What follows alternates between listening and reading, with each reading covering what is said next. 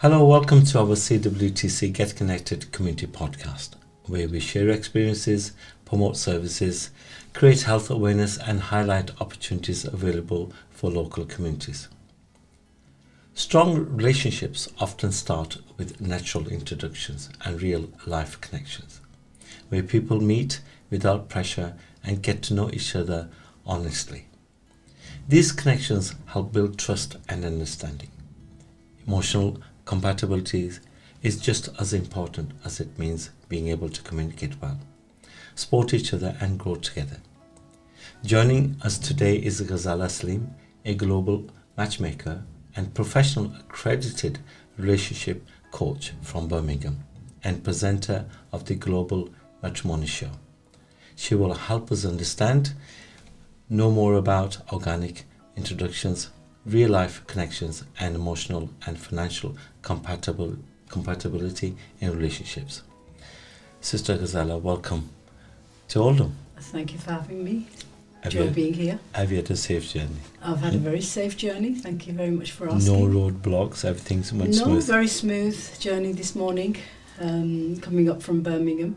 So thank you for having me here. It's a brilliant course what you're doing here. Thank you. Studios. I think you're doing a wonderful job in making people's life better informed and happy, and give them a happy future by bringing them together.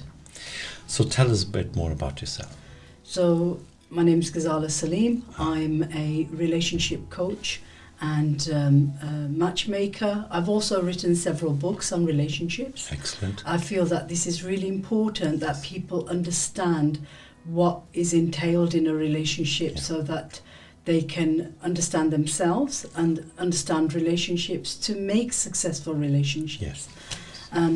So my background was in education, so that is something that I've always been very passionate about. So I'm bringing the educational element into the relationship so that people can learn about relationships before they actually encounter relationships. Absolutely. And Alhamdulillah, I've won an international award for outstanding leadership in education, which was presented to me in Dubai. And I feel that this is a good marriage to bring together, apart from bringing two people together as a marriage, but bringing my educational expertise and matchmaking, bringing these two together to help the community is something that I'm quite proud to be giving to people, that expertise, so that they can have more meaningful relationships. Absolutely. And it's so important to have that professional approach. And I was very pleased to see from your profile as having the accreditation for providing that professional support. How important do you think that is to ensure that when people do have issues or want to know more, that this professional information guidelines are important for the long-term growth? Well, for individuals, somebody who is knowledgeable about a particular field, somebody who has the expertise, not just on a piece of paper, but also for somebody who has lived through several struggles and have life experiences, lived the actual situation. So when somebody discusses the struggles or the complications that they might be having in their relationship, you can feel that emotion, you can experience that emotion, and then you can work with strategies with them on how they can move to the next stage. So it's absolutely vital that whoever you approach to support you in this journey of relationship, that person shouldn't be a random person who just feels that this is something that I can offer you, perhaps through their network, but somebody who really has a full understanding of the dynamics of these situations, that they can guide you and support you and help you to get to the stage that you need to get to. And as they say, expert by experience. And then to be able to lend that experience to other people to make a difference, a positive difference in their lives, is commendable. So what do we understand by organic introductions in relationships? So organic introductions really are where people are meeting through their own circle. So that could be through college, university, through work environments, friends, family. Yeah, so this isn't something that has been created, or this isn't something that's gone on online and searching for that soulmate of yours. There's so many different applications that are out there, so many of them that don't even do any verifications on individuals. So there's no background checks that are being done on on that individual. But there are some that say that we have verified profiles. Some of them that have offered them to do certain activities before they can actually be approved as well. So we ourselves have an application, Love Connection, which we feel is has got verified profiles. But organic matching is where or organic meetups are where people organically would meet someone in their own environment, and it's a great way because you would know that person. It would create that romantic story with that individual. It's not just something that you've had to go out and create. And there's no pressure involved. People feel there's a good feel factor about it. There's a good feel factor. You're getting to know each other. You're connecting on a different level. There's the expectations are going to be very different. The mindset is going to be very different. It's more of a romantic story rather than let's just go and we met online. Some people feel a little bit intimidated about that as well. But also, there's a lot of people that go online just for the fun of it. Then they get ghosted and they just feel disheartened. When you meet somebody on a regular basis, you know who they are, what they are, and you begin to feel a bit safer. So that's absolutely, So there's a lot of benefits with meeting people organically than meeting people online, and we know that meeting people organically involves you having to have good conversations, good communication skills, good interactions with individuals, and a lot of the younger generation, I would say, these modern relationships, let's just call them, that they have this reluctancy of actually going up to somebody and having that conversation. So in terms of the, you feel the real life connections are better than the digital ones online? As you mentioned, well, they connect better because when you're online, you have to arrange a meeting. Sometimes that person might just be there, just having fun. You don't know if they're already married. You don't know if they're already, in a relationship with someone else, but they're just chatting to you for the fun of it. The seriousness is not there. But if you're meeting somebody who you've met through organically, and you learnt a lot about them, who their friends are, know who their circles are, you're already halfway there. So it's much more better having face-to-face connections rather than... I think people connect better that way. Not to say that there's so many things you'd learn from each other. Not to say that digital, or online platforms don't work. They do. Many people have met their partners online and they've been very successful. It's just a completely different level when you meet somebody organically and you fall in love. You make that connection. It's a lot more. People are a lot more content that way. That we've met them ourselves. This person was brought to me, and the love story is there for them. To say, well, how did we meet and what happened, rather than just say, we met online, or it's kind of that's been created because you've deliberately gone online to meet someone for that purpose. And of course, being Muslims as well, there are Islamic values as well, and keeping your boundaries, not knowing those parameters as well. To ensure, but it's important that you get to know about each other.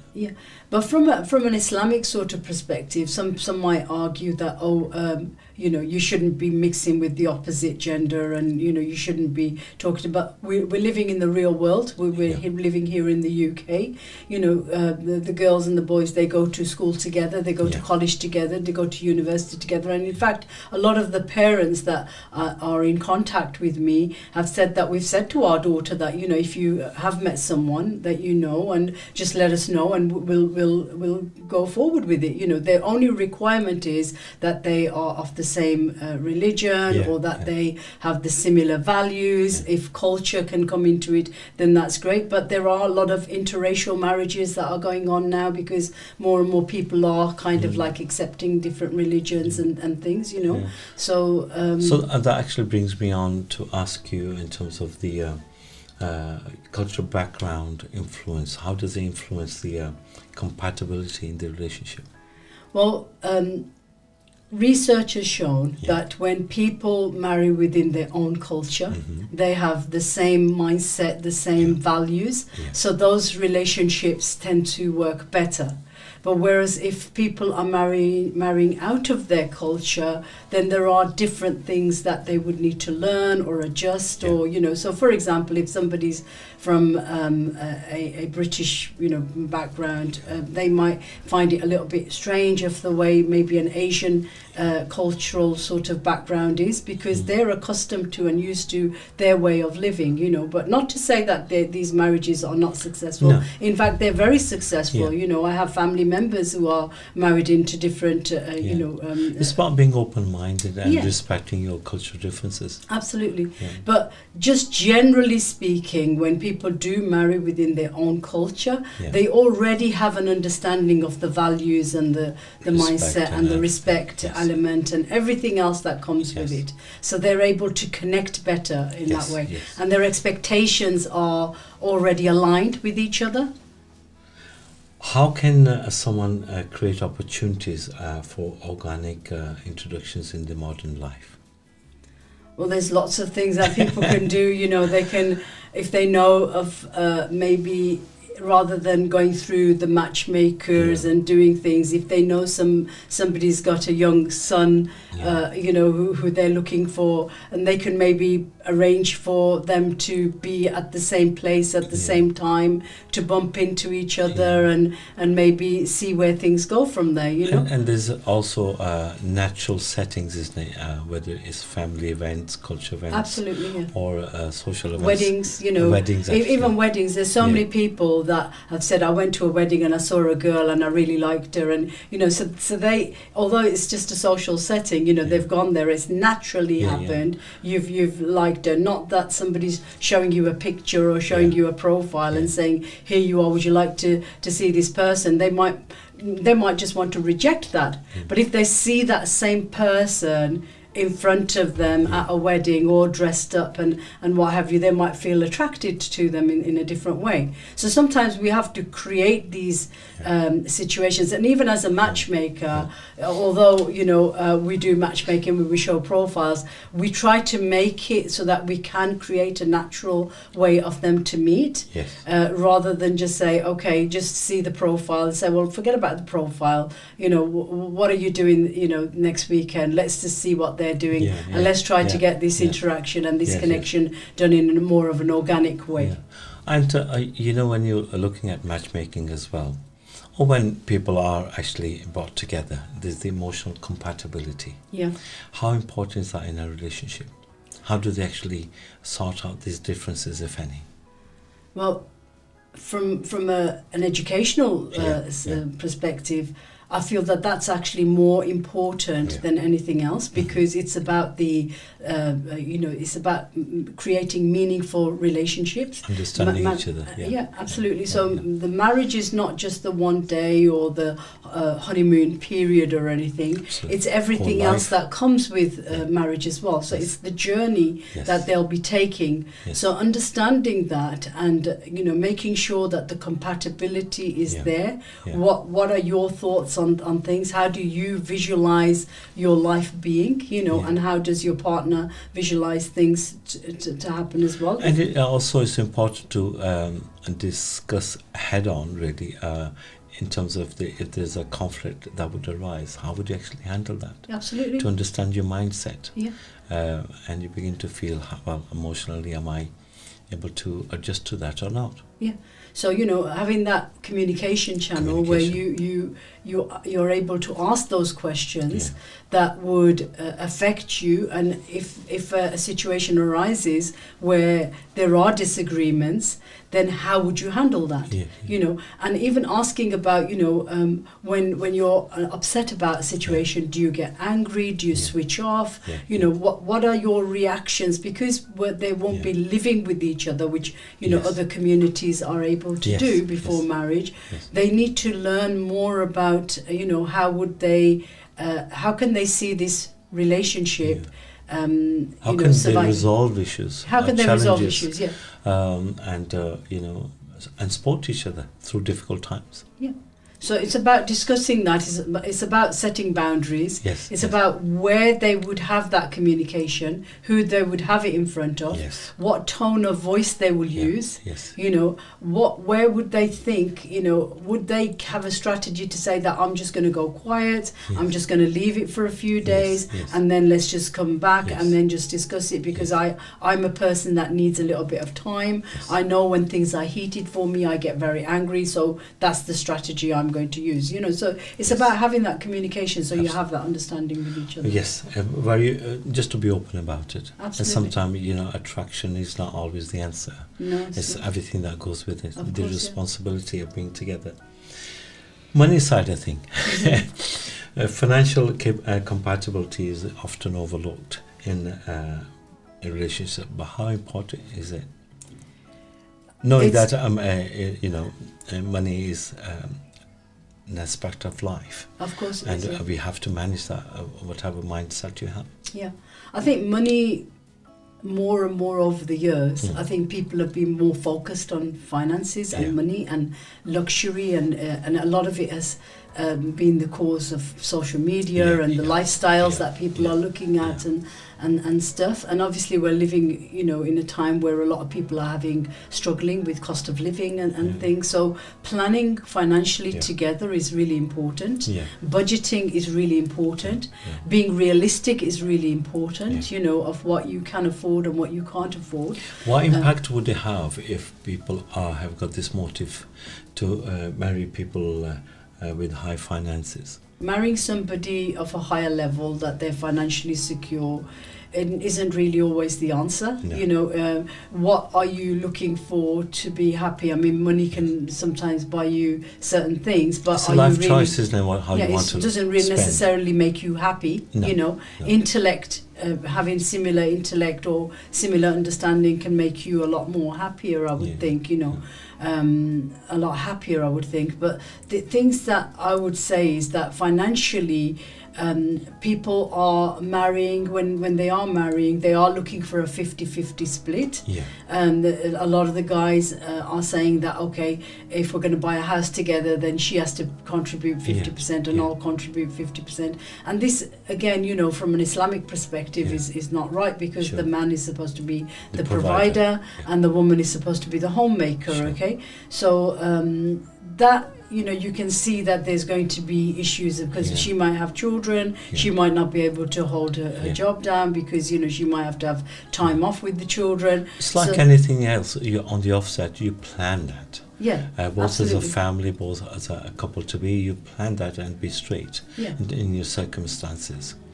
And you know, there are other mindsets as well. Is what is your spending habits are like, you know, etc. If you got a debt mindset, then you have issues.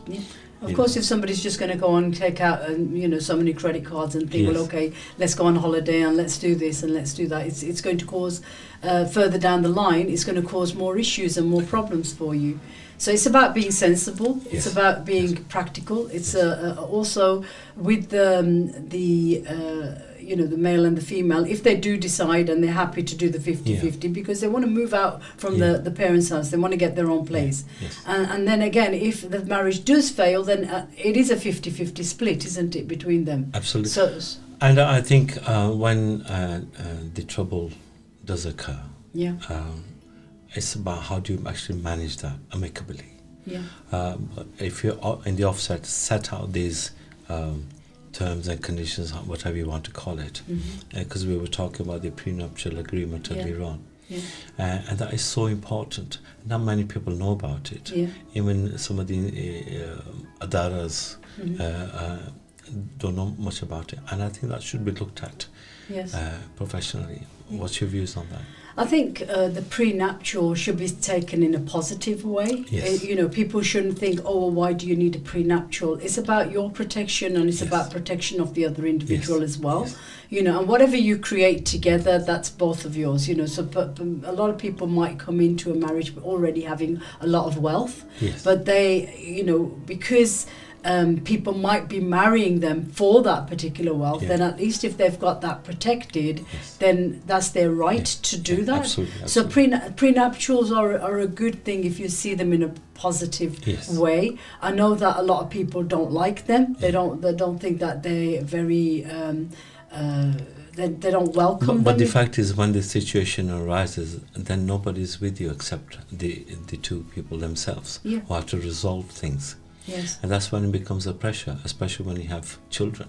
Absolutely. So isn't it advantageous, it's sensible to sort it well before? Of course it is. Then you can rest in peace, I suppose. Of course, I totally agree.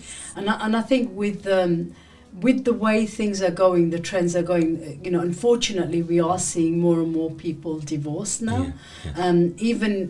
Even not just the younger generation, but even people that are a lot older, they just feel that they're not compatible. They might have lived together for 25, 30 years, and they decide that, okay, I've had enough now. I just need peace in my life, and I can't really deal with this anymore, and they'll just walk away, So I think having something in place that's going to protect you is a good thing. And, when we talk about when you get married, and from a certain time you do find where there's compatibility, you try it for a certain time because you want to, or because you have children now, and you need to take a step back and hope things would work out in both best of both interests. But then you could end up sometime discovering that you probably don't want to see or hear, and that's when difficulties arises. No matter how much time you've spent between each other. So it's a big topic, and the expertise that you have, the experience that you have through coaching, meeting people, matchmaking, I think it's a great asset to our community, having you here. So much needed in our community. And to have that professional advice and guidance, again, I keep reiterating, very important. So what is the key takeaway for our viewers and your recommendation how to make a better relationship, stronger relationship? I would so that say we can grow old together. That's the aim, isn't it, of everyone, inshallah. So I think it's really important to first know exactly who you are, and what your own particular needs are, and loving yourself first before you go to love a partner. Because if you don't love yourself, if you feel that that you're lacking in some way, then how can you expect that person to love you? So when you love yourself, you understand what you want, then you'll respect yourself, and then other people will respect you as well. Other people will love you as well. Absolutely. As a man, you're a provider for your home. It is very important that you work yourself up to the level of providing, to be secure in every way, and it's a natural thing, and to know that you have those things in place to be able to give, to love and share. It's very important to secure the other side. And then the other side should be able to respect what you're able to providing and enjoy the partnership, really. Definitely, I think that's exactly what it's all about. When a guy is not taking on the responsibility, Yes. or is a bit of a mommy's boy, or Yeah. whatever it might be, Yes. then that's not going to be very respectful from the woman's side. She needs a man who's a provider, who can take, and he wants to do it through his own love and his own affection. That's very not important. that he's being pressured into Absolutely. anything, And a lot of real men, they want to show that they are the real men, and they want to do it. It's a natural thing, I think. And they feel proud of doing it. Yes. And it's that pride that keeps going. Yes. And to see it that through your partner, it's a wonderful life, really. And you mentioned about being a mommy's boy or mommy's girl, or having different elements, external elements influencing your relationship. That's another topic. Maybe we can. Definitely. We need to talk about that on a different show. And how you can protect yourself, because I'm a believer that you need to protect your own house, of course, before allowing anybody else to take that space. Gazala, would you like to add anything else we missed, perhaps? So we've got an event coming up in Oldham. And that's here. CWTC Oldham. So, and it's been a while since we've done one in up north in Manchester. So hopefully this will be a real great event for people to come and connect. It's a family event, so parents are more than welcome as well. And our events are very educational. They teach you about relationship, the dynamics of relationships. They've got a selection grid as well. So, anybody who is looking to get married, perhaps, get in touch, and we'll be able to give you the details of Absolutely. that. At the end, we will have the details of your contact as well. And I can assure you, having met Sister Gazala, the team is very professional in their approach to the events and to the real cause of matchmaking, and would encourage people to come and join. It's a very safe place here, and most welcome, and come and take the advantage of your good services. So events are good because they do kind of create like a little bit of an organic thing as well. Because yes, you are coming to an event, but you're coming to network. It's like a social gathering. Absolutely. So hopefully the love of your life is also going to be here as well, and you'll meet and you'll connect, and lots of different ways of how you can approach this. So we support you and guide you of how to make that connection with the individual. Lovely. Thank you, Sister Gazala, coming to the Oldham studio. Thank you for watching. Please get in touch with Gazala for any further information and support. And don't forget to visit CWTC here for many opportunities. God bless and take care. Allah Hafiz.